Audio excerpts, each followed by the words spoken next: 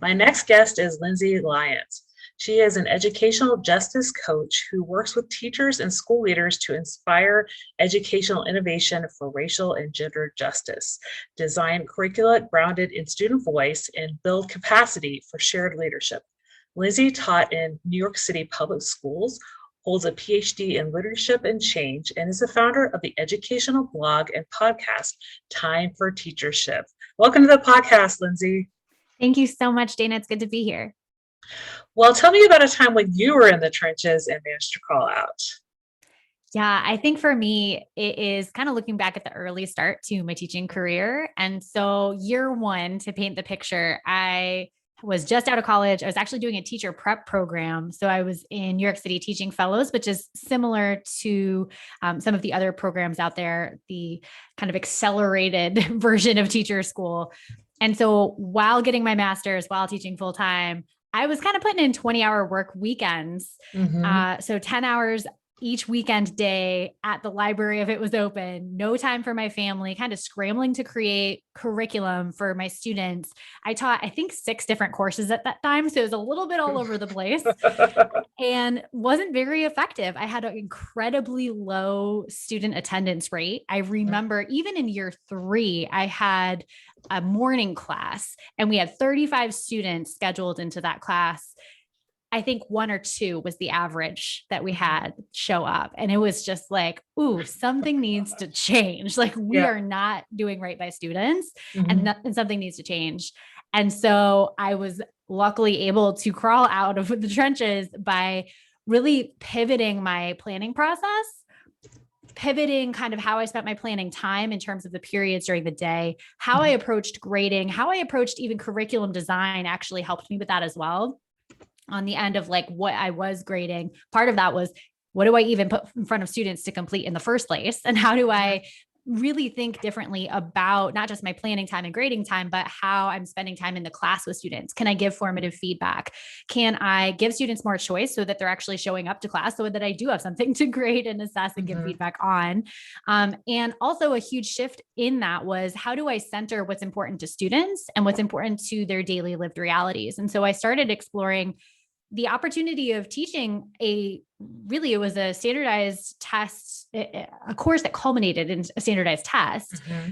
still had to do that. But instead of doing test prep, I was like, what if we just did some activism based, justice based curricula that students were already talking about this stuff. Maybe they can actually do this in the class. Maybe that would generate some excitement. And my attendance went way up. Academic achievement went way up. My ability to teach went way up. And I was a lot less stressed because I was making those gains and not putting in 20-hour work weekends. At some point, I got to the point where I wasn't even taking any work home, which was amazing. Wow. And how long ago was that kind of like? How long did you kind of have that burnout phase, and then kind of work in this new type of justice-based curricula? Yeah, I think it was about 2.5 years was the major Hmm. burnout phase. Okay. And I was ready to actually quit teaching at the end of year 3. And so it was this pivot point of something needs to change or I can't do this anymore. And Hmm. so year like 2.5, like midway through year 3, was when I started pivoting towards project-based learning and some of the Okay. more pedagogical shifts. The justice piece came in once I was solidly based in a different curriculum design approach that was Hmm. really centered in projects. And then I realized I could do a lot more with justice. So that I would say was probably year 4. Hmm. Hmm. Yeah, and that's, I think, something that a lot of teachers have kind of realized over the past year when they're designing a lot more of their curriculum lessons, when they've had to teach a lot online, and just kind of making sure they're not spending all hours of the day, right? As you said, grading and planning, and just there's an easier way to do it, right? You don't have to reinvent the wheel. Exactly. I think a lot of us can resonate in that story of yours. So I wanted to talk a little bit about how you started your blog and podcast. And like you said, it started as a blog, transitioned into a podcast, and what kind of themes you have for that. Absolutely. So it's interesting you asked about how I started it. It started as before LMSs, or maybe Mm-hmm. LMSs existed, but I didn't know about Uh, them. In my uh-huh. first couple of years of teaching, I actually started a Weebly website for my students and for Okay. families. And so Uh-huh. that's actually how my blogging started. It eventually shifted into, I would do daily, weekly, and eventually semesterly kind of accounts of what I was doing in the classroom. And I just Mm-hmm. wanted to kind of get in touch with families, and students could connect if they missed a day. And eventually that extended to a lot of teachers who were starting to follow my blog, which was Gender Studies for All. And Mm-hmm. then I realized that I could expand that and be relevant for a lot of different content areas. And so that's when I got out of teaching full time, started to transition to coaching, and realized time for teachership was this really cool intersection of teaching Mm-hmm. and leading. And so the themes I think that I address a lot, and then my guests address a lot, are really teaching for justice. So at a curriculum and pedagogical level, there's that piece, Mm-hmm. and then leading for justice and thinking about student voice at the school governance level and shared leadership practices. Mm-hmm. Mm-hmm. And do you have guests on your podcast that then, or kind of in that space, teaching for equity and justice, or not only educators, but people just in the community? Ooh, that's a good question. I have teachers, I have leaders, I have had a couple people. I just interviewed someone. This will go live, I think, in June, the episode I just Mhm. recorded. So it might be out. But thinking about like poetry and activism, we had Mhm. that conversation, and it's a person who is he's actually a police officer. He is a self-described activist. He's a Mhm. published author of poetry, but not at all has never been an educator. And so it was really Mhm. cool to kind of get into that community space as well. So I'm excited that I'm starting to explore that, and you're giving me some ideas of who else I could contact. Yeah, yeah, because we can always find some nuggets, right, in the community, and just people that Yes. maybe like that guest, somebody who's written something that people can benefit from, students can learn from. So, yeah, that's the joy of having a podcast, and getting to know these people, not only in the educational space. Yes. So, I wanted to talk to you a little bit about some of the PD that you provide and the types of school that you work with. Sure. Yeah, I've worked with a lot of different schools. I think my niche is really high schools, but I've worked Mhm. from K through college. As an adjunct professor myself, I think there's also a lot to do in the college space, but my Mhm. K-12 band and really the 9-12 band is my preference. But I do workshops, I do online courses, and then I have more intensive coaching packages, because a lot of what I'm talking about in my PD and my one-off workshops are these kind of transformative practices, these mindset shifts Mhm. that are really transformative when done well and implemented over time. But a Mhm. lot of times, what I've seen, even as a teacher, is we have these 2-hour workshops or these 1-day workshops, and then we shelve them. We have the binder Right. that we got from Yep. them or something, and we don't return. And so that really helped me to think about what long-term things can I put together. So I've created Mhm. self-paced online courses, which are Okay. kind of start to finish. One of them is called Work Less, Teach More. And that one is all about how I climbed out of the trenches of the planning process and bringing a lot less work home and having more work-life balance. Another one is Curriculum Bootcamp, which is all about how I learned to design for project-based learning, for mastery-based grading, and centering justice in curriculum. And then I also have some wraparound coaching packages. So I have a curriculum bootcamp that's actually a live coaching version, which is kind of this 2-day intensive where we get Mhm. together as a department or a grade team and we just create units. And so by the end of the 2 days, you have a full unit, start to finish, the lessons, the all of it, the project, the rubric. And then for leaders, I have workshops, and not an online course yet, but a coaching package that's a semester long, really thinking about how do I set up the structures of shared leadership. So we're not doing a one-off equity policy revision period where we're never returning to policy discussion for the next 5 years until the next strategic plan, but we're actually setting up these structures for ongoing student and family and teacher voice that are Mhm. intimately involved in policy and decision making at the school governance level. And so setting that up is really a coaching intensive for that semester and getting that foundational pieces set up. Yeah, and that's something I can imagine a lot of schools have a need for right now, is just somebody to help walk them through that process, especially if they don't have much in their unified improvement plan in terms of equity, or shifting to equitable practices. And a lot of districts that are around where I live in Colorado, they're thinking about how do we bring that more to the building level, right? It's been adopted as a strategic goal of the district, but like, every building needs to look at what that looks like for them. So yeah, I think that's a good type of package that a lot of leaders can benefit from. Let's talk a little bit about some of the ways that, in your mind and experience, the schools can partner with students and families, also kind of in terms of this equity piece, and just in terms of, working on that unified improvement plan and goals. Yeah. So I'm thinking about actually a conversation that I just had for my own podcast where I interviewed a superintendent who is developing their strategic plan right now. Mhm. And she put out a call for students, teachers, family members, and community members to be a Wow. part of the planning process. Yeah, Mhm, super cool. Superintendent Fernandez in a district in Massachusetts. She's doing really cool things. And I think that's one way it can look like, starting at the mhm, strategic plan level. You have that kind of every 5 years, it has to be done. So using that as an opportunity to really dig in and say, we're mhm, going to create these structures for the strategic planning process. And then perhaps they carry over and are kind of consistently meeting even after the strategic plan is finished. There are moments to kind of come back and use that document as a reference point to check out, are we still doing that thing? Do we mhm. need to pivot because things have changed or we've gotten new information or new data?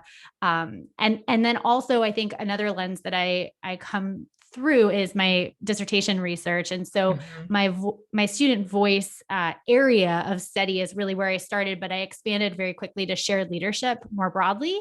And I found that in the student voice field, particularly, and when we map that to kind of school governance, I found that 5 mechanisms really stick out in terms of what it is that works when we have students at the table in school governance, and including family, of course, and teachers as well as students. One is this embracing of radical collegiality, which is what Michael Fielding defines as kind of this partnership, this Mhm. seeing students and family members as a partner versus a kind of one-way communication point of the spectrum where we're Mhm. telling Mhm. families what's happening in schools and then expecting that there's just kind of this acknowledgement that yes, school knows best, right? We're actually partnering, we're learning from one another, we're sharing responsibility for student success. And so that's kind of a mindset shift that I think is really critically important. There's a representative leadership team. It would be point 2. And so that's a mechanism that we can set up where we have a leadership team that's usually about 15 members, a little bit more than that, and it gets a little unwieldy. But here's the really interesting thing, I think, that student voice researchers have found, that we have a slightly higher percentage of students than adults Mhm. on the team. Then we actually have student voice in a way that works, because otherwise students are super intimidated by being like the token student on an all Mhm. adult panel, Yeah. right? And they can't actually find a space for voice. I think the third thing would be to be just really clear. Here's what we're going to share in terms of the governance. We're going to make this decision around this topic together. And Mhm. here's what is just the principal's job. Mhm. So I'm going to decide a couple things on my own as a principal, and then some things will be just maybe my small leadership team. And then other things, big policy decisions, big changes in practice, we're going to go through a whole feedback loop. We're going to survey all the stakeholders.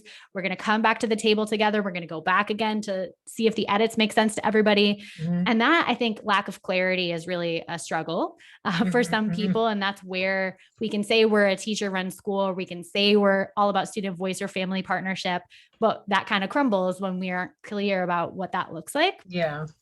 And then the fourth thing, I think I said 5, I meant 4. And the fourth thing is really stakeholder research. And I think you spoke a little bit about, or we've spoken a bit about data. And so I think that data is really important. What data we're looking at is really important. Mhm. And if we can Mhm. have an expansive view of data versus just the grades or the test scores, I think we do a lot better when we can include some self-report data, and we can include surveys. Do families feel like they belong to the community? Are they valued when they walk into the Mhm. building? Mhm. Do students feel that way? And so I think there's a lot there too.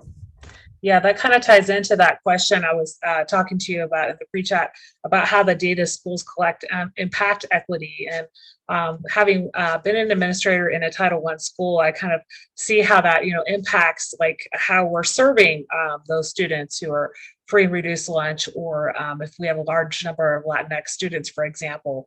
But I think like you're saying, that partnership with the families is a critical piece of that. But how do we kind of explain to the families how we're using the data in layman's terms?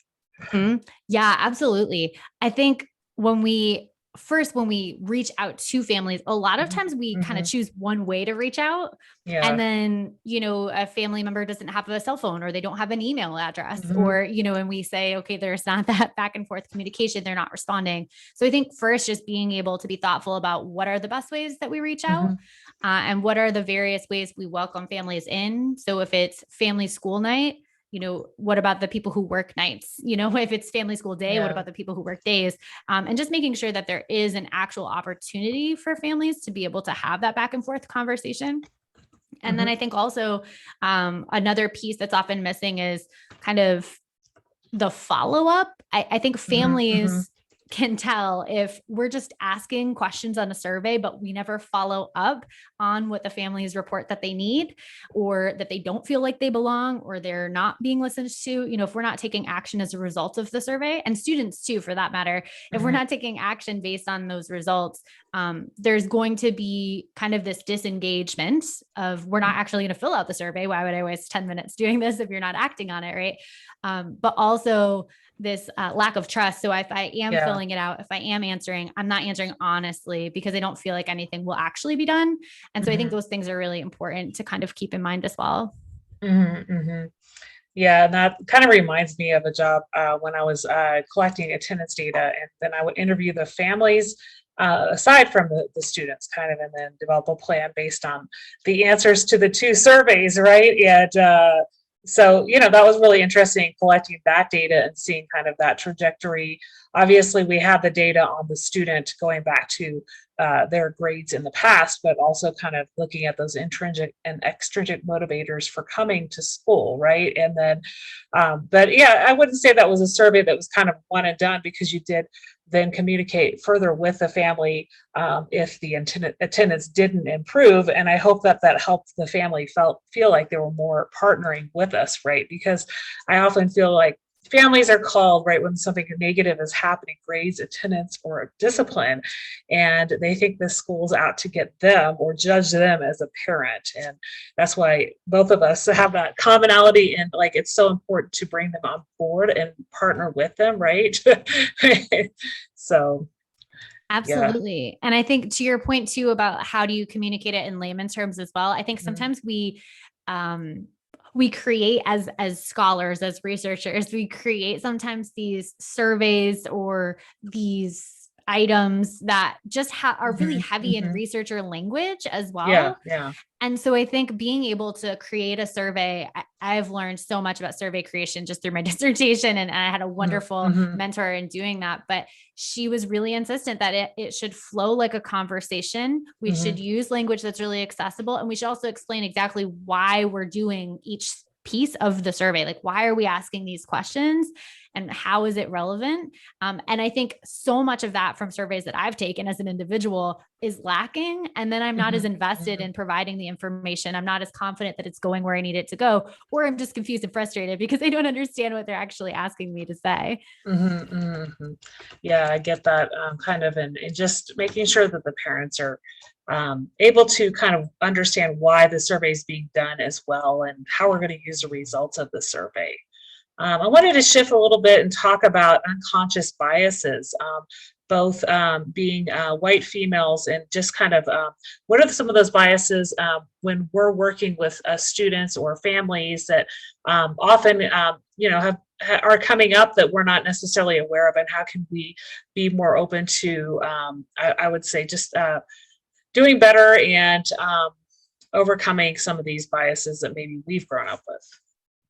Absolutely. I think the work is never done. And so I think the Yeah, first and foremost thing I do is just say that I'm taking a learning orientation everywhere I yeah. go. So even as a facilitator of professional development, one of the things I try to do at the start is just to be very clear that I am not striving for perfection. I think perfection is a Mhm. tool of white supremacy, which is some interesting thing that I've been Yeah. grappling with, as a recovering perfectionist, and thinking about a tendency for more progress and an ability to respond with grace and gratitude when I do make a mistake. I think that's just Mhm. a really important frame for me, not just to have as a person, but also to share with others, to model for white folks who might be in the workshops that I am facilitating. Mhm. And just to say, I don't think we can ever create spaces that are safe for everyone, because safety is this personal thing, right? Each person's going to feel different and safe and vulnerable at different times, but creating a space that at least lets people know that I recognize the need as a facilitator and as a white person to accept some feedback that might be critical and hard to take, but that I am actively working on, the response being the most important piece, how I respond with gratitude and grace versus that I'm entrenched in being right or wrong. And so I think that's a really important thing to just kind of frame the conversations. I also think, it's a lifelong learning process that also requires me to do my own work. And so I think sometimes as white people, it's a tendency to kind of put work on others, put work on people who are, BIPOC folks or others who are not me, right? And just be like, oh, this is something else someone can teach me.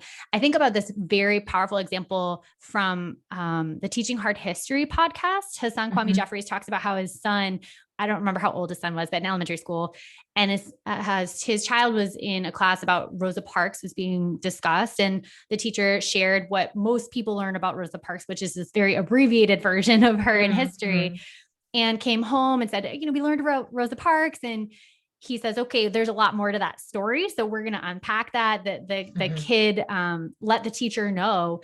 And the teacher said, you know what, you can teach the class, which is a really interesting example, because I think on one hand, we have this opportunity for student voice and for family voice and this opportunity for sharing expertise. But on the other hand, the white teacher asking a Black child to take responsibility for educating her versus doing her own homework, I think is really enlightening to me as I was listening to that. So I take that to mean, I need to do my own research. I need to read a lot of nonfiction books. I need to watch a lot of documentaries. I need to basically teach the things that I wasn't taught, and many of us were not taught in schools.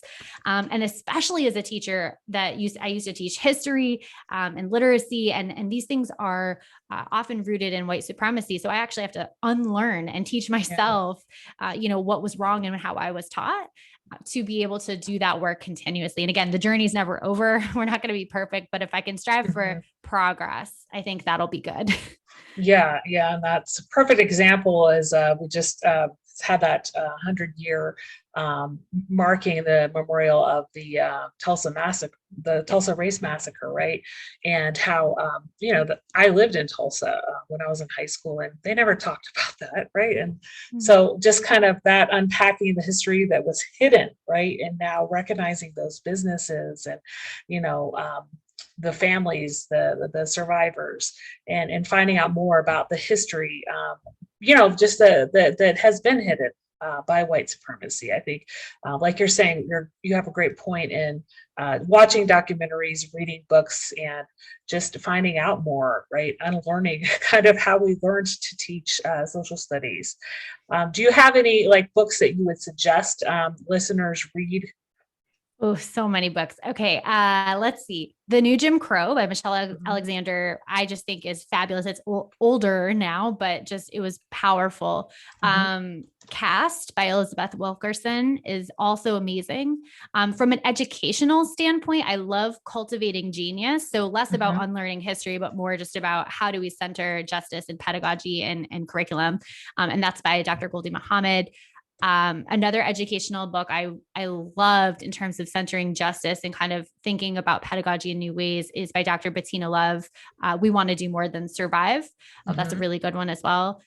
There's a lot in the series of, I can't remember what the series, or I don't know if it would actually be named a series, but in Indigenous history or I'm trying to think of, there's the Howard Zinn book of A People's History of, and so there's an Indigenous history of, a people's history of for queer folks, all of those that are kind of the history of, and then having different lenses. Those books have been really helpful for me and just kind of relearning history. Okay. I think there's so many different things, but I think those were really powerful for people, documentary listeners. I think, or documentary viewers, I should say. 13th is really powerful. So that's on Netflix. And I always have my students in my college class now watch that documentary. And then for podcasts, like I said, Teaching Hard History by Hassan Kwame Jeffries is really powerful. And Queer America comes out of Learning for Justice, their podcast series as well. And so that one's a really good one also.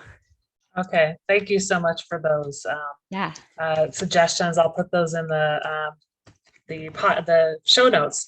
Well, out of everything we talked about today on the podcast, what's one thing in particular you'd like listeners to remember? I think the idea of going ahead and trying something out. So this idea of kind of perfectionism being something that inhibits action, sometimes is really powerful. I would say the most common thing that I hear when I start a workshop is people saying, particularly white folks saying, I don't want to say the wrong thing. Yeah. And so I might not speak. And so that like almost kind of shutting down to learning, that opportunity that I totally resonate with as well. Like I've been there. There are moments where I continue to be there at times, but I think if we can get past that to where we're not shutting down the learning, we're still engaging, I think is really huge. And so the biggest thing I usually say at the end of all of my weekly emails and all of that is to think big. So we have to have that expansive, what Bettina Love refers to as freedom dreaming. We have to act brave. So we have to get that courage up. We have to get that bravery going, because if it's not a brave action, I question whether it's going to actually change much, right? We need to kind of push against that status quo if it's unjust, and then to be your best self. And so that idea of being in connection with ourselves and our true set of values is really incredibly important, and also speaks to the act of self-care in service of justice that I think is really important for us as educators specifically. So think big, act brave, and be your best self. Yeah, I think those are great words to live by. And, don't be afraid to take risks, I think would be something to add. Yes, absolutely. If I hadn't taken risks, I think about the trenches question. And if I hadn't, taken a risk to just totally change up how I was designing curriculum, how I was planning my school days, I never would have crawled out of those trenches. Well, where can people find you online and connect with you? Yeah, so I'm at most places at Lindsay Beth Lyons. And I think Twitter, because they shortened the requirement for the letters, I think is Lindsay B. Lyons. And you can always email me at hello@lindsaybethlyons.com or go to my website, lindsaybethlyons.com. Great. Well, thank you so much for being on the Out of the Trenches podcast today. It was a pleasure talking to you. Thank you so much, Dana. It was a pleasure to be here.